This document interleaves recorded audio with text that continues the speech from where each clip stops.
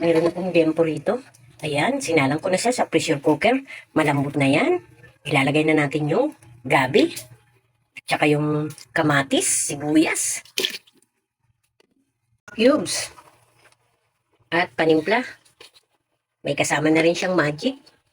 Lagyan na natin siya ng gulay. Ayan, may okra, may sitaw. Lagyan na natin ng siling haba. Dadagdagan natin ng kangkong. Maglalagay din tayo ng konting patis. Maglalagay na tayo ng pang-asim. Yung may gabi. Luto na ang ating sinigang. Kain na tayo. Salamat. Follow and share.